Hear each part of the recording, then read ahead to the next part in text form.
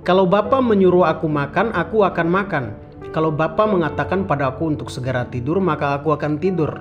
Tetapi jika Bapa mengatakan aku bodoh, mungkin juga aku akan bodoh. Shalom Bapak Ibu Saudara yang terkasih dalam Tuhan kita Yesus Kristus.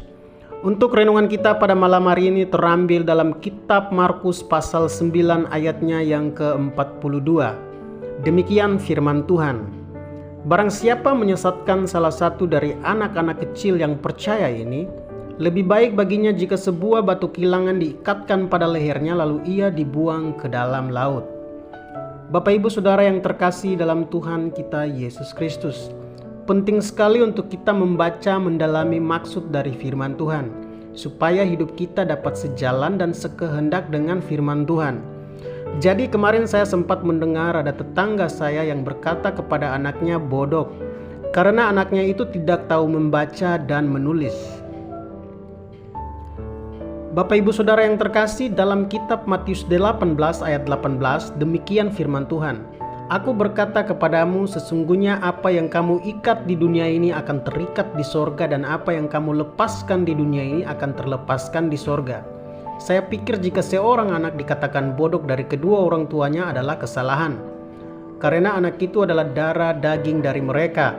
Dan apa yang dikatakan orang tua kepada anaknya itu mungkin akan terikat di sorga seperti firman Tuhan tersebut. Jadi saya pikir itu adalah pengajaran yang sesat kepada anak. Contoh, kalau seorang anak dikatakan ayahnya pintar, atau kamu harus lebih baik, atau masih banyak hal lain yang baik yang bisa dikatakan kepada anak-anak agar anak dapat meluruskan jalan hidupnya untuk memahami lebih dalam, bukan membuat anak tersebut menjadi patah semangat dan menjadi seperti apa yang dikatakan bapaknya.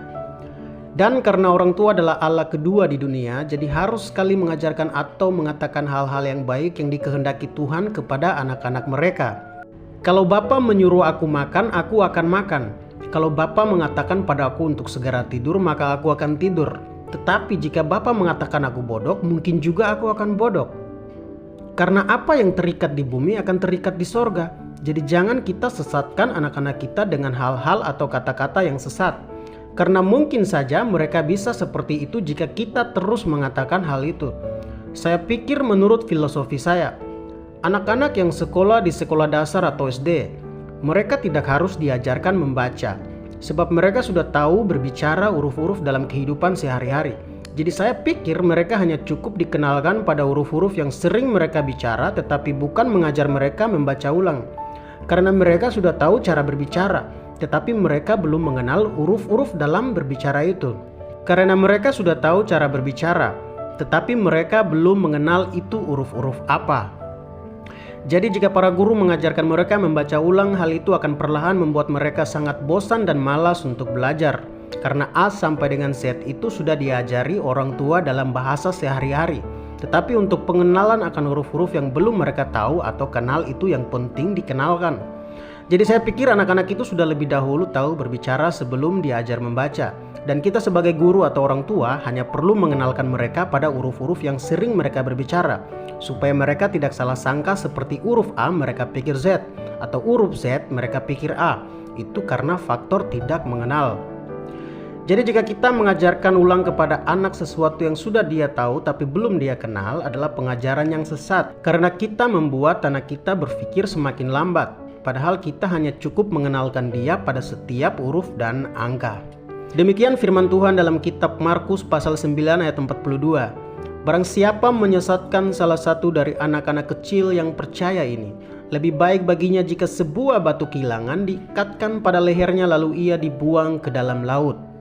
Seperti mana sebagai orang tua kita telah mengenal baik segala sesuatu hal, tetapi kita mengatakan hal yang buruk, maka itu adalah pengajaran sesat dari si jahat untuk menyesatkan anak-anak Allah.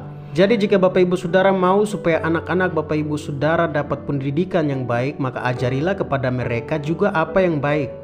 Jika Bapak Ibu Saudara mau agar anak-anak cepat cerdas dalam membaca, menulis, dan menghitung, maka kenalilah mereka pada angka-angka, huruf-huruf, dan suruhlah mereka menciplak agar mereka lebih cepat tahu cara menulis, membaca, dan menghitung. Juga jangan lupa bekali anak Anda dengan perkataan yang baik dan bijak. Lakukanlah dengan penyesalan agar Bapak Ibu Saudara tidak menyesal di suatu hari nanti. Terima kasih dan shalom.